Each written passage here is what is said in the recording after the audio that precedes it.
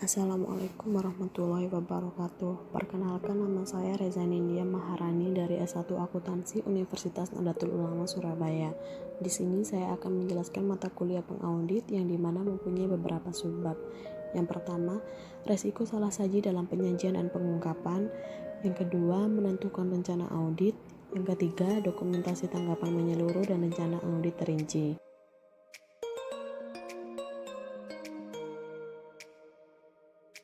Resiko salah saji dalam penyajian dan pengungkapan adalah penghilangan sejumlah hal yang material dalam laporan keuangan dengan cara sengaja.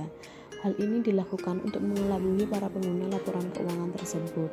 Maka dari itu, auditor perlu merancang prosedur yang spesifik guna untuk menanggapi resiko yang berkaitan dengan penyajian dan pengungkapan.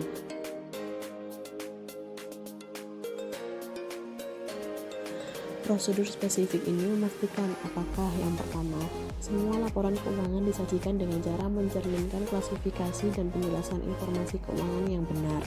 Kemudian yang kedua, penyajian laporan keuangan termasuk pengungkapan yang memadai dari hal yang material dan ketidakpastian.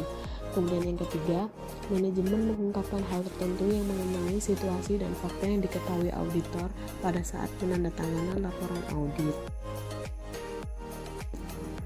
Menentukan rencana audit. Sebelum menyimpulkan suatu audit, auditor akan mempertimbangkan dengan menyajikan dalam bentuk pertanyaan. Berikut ini saya memberikan contoh pertanyaan yang sering diajukan oleh seorang auditor. Yang pertama, apakah semua area laporan keuangan sudah tercakup?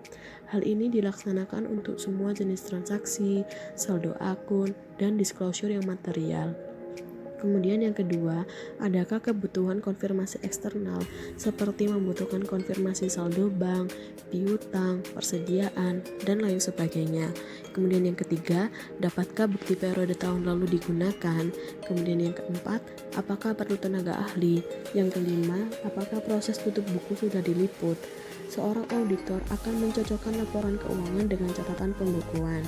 Kemudian yang keenam, apakah resiko signifikan telah ditangani? Kemudian yang ketujuh, apakah bukti yang diperoleh dari pengujian di tengah tahun sudah dimutakhirkan? Kemudian yang terakhir, yang ke-8 adalah resiko potensial terjadinya kecurangan mendapat perhatian auditor.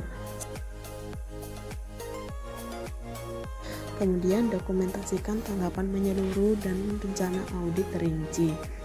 Tanggapan menyeluruh dapat didokumentasikan sebagai dokumen yang berdiri sendiri atau yang biasa disebut dengan stand-alone dokumen. Rencana audit terinci didokumentasikan dalam bentuk program audit yang menggambarkan secara garis besar prosedur dan asersi yang akan diperiksa oleh seorang auditor.